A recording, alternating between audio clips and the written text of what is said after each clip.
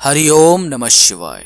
श्रीमद् भगवद गीता अध्याय द्वितीय श्लोक संख्या 10 एवं 11, चैप्टर 2 श्लोक नंबर 10 एंड 11।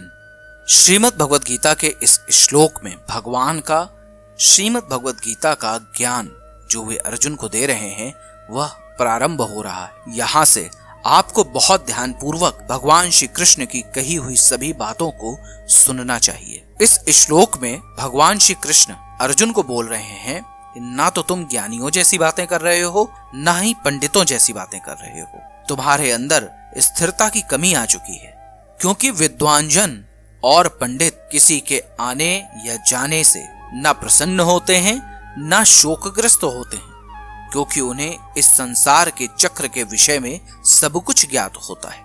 तो आइए जानते हैं श्रीमद् भगवद गीता, गीता प्रेस गोरखपुर एवं यथा स्वरूप में दिए गए अनुवाद एवं तात्पर्य के विषय में। सर्वप्रथम श्लोक। तमुवाच ऋषिकेशः प्रहसन्निव भारत सेनयोरुभयोर्मध्ये विषिदन्तमिदं वचः। श्री भगवान उवाचः अशोच्यानन्वशोचस्त्वं प्रज्ञं वादांश भाषसे गतासून गतासूंश्च नानुशोचन्ते पंडितः।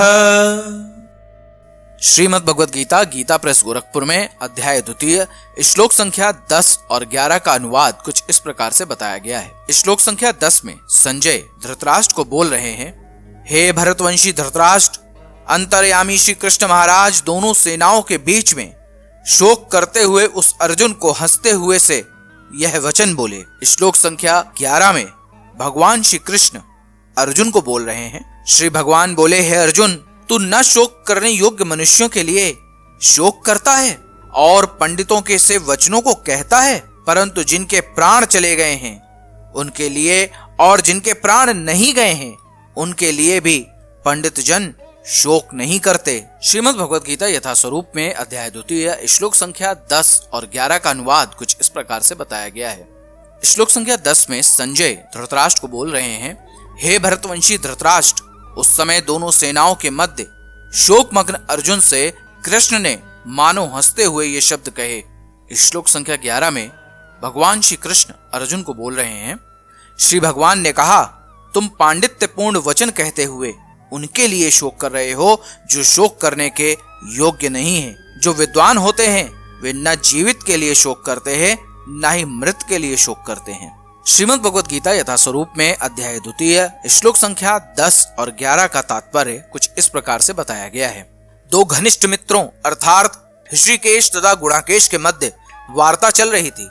मित्रों के रूप में दोनों का पद समान था, किंतु इनमें से एक स्वेच्छा से अर्थात अर्जुन दूसरे का शिष्य बन गया था, अर्थात कृष्ण का शिष्य बन गया था। कृष्ण हंस रहे थे क्योंकि उनका मित्र अब उनका शिष्य बन चुका था।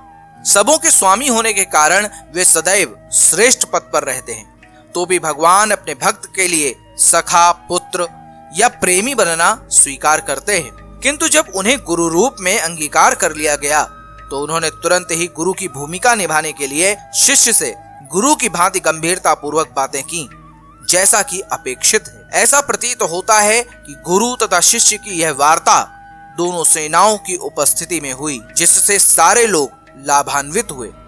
अतः भगवद गीता का संवाद किसी एक व्यक्ति, समाज या जाति के लिए नहीं, अपितु सबों के लिए है और उसे सुनने के लिए शत्रु या मित्र समान रूप से अधिकारी है। भगवान ने तत्काल गुरु का पद संभाला और अपने शिष्य को अप्रत्यक्षतः मूर्ख कहकर डांटा। उन्होंने कहा, तुम विद्वान की तरह बातें करते हो, किंतु तुम यह नहीं जानते कि जो विद्वान होता है अर्थात जो यह जानता है कि शरीर तथा आत्मा क्या है, वह किसी भी अवस्था में शरीर के लिए, चाहे वह जीवित हो या मृत, शोक नहीं करता। अगले अध्यायों से यह स्पष्ट हो जाएगा कि ज्ञान का अर्थ पदार्थ तथा आत्मा एवं इन दोनों के नियामक को जानना है। अर्जुन का तर्क था कि राजनीति या समाजनीति की अपेक्षा धर्म को अधिक महत्व मिलना चाहिए, किंतु उसे यह ज्ञात न था कि पदार्थ, आत्मा तथा परमेश्वर का ज्ञान धार्मिक सूत्रों से भी अधिक महत्वपूर्ण है, और चूंकि उसमें इस ज्ञान का अभाव था अतः उसे विद्वान नहीं बनना चाहिए था, और चूंकि वह अत्यधिक विद्वान नहीं था इसलिए वह शोक के सर्वथा अयोग्य वस्तु के लिए शोक कर रहा था। यह शरीर जन्मता है और आज या कल इसका विनाश निश्चित है, अतः शरीर उतना महत्वपूर्ण नहीं है जितना कि आत्मा है। जो इस तथ्य को जानता है वही असली विद्वान है और उसके लिए शोक का कोई कारण नहीं हो सकता। हरिओम नमः शिवाय। अभी आपने सुना श्रीमद् भगवत गीता, गीता प्रेस गोरखपुर एवं यथा स्वरूप में दिए गए अनुवाद एवं तात्पर्य को। अब आप मेरे साथ बोलिए, हरे कृष्ण कृष्ण कृष्ण हरे हरे, हरे राम राम राम हरे हरे।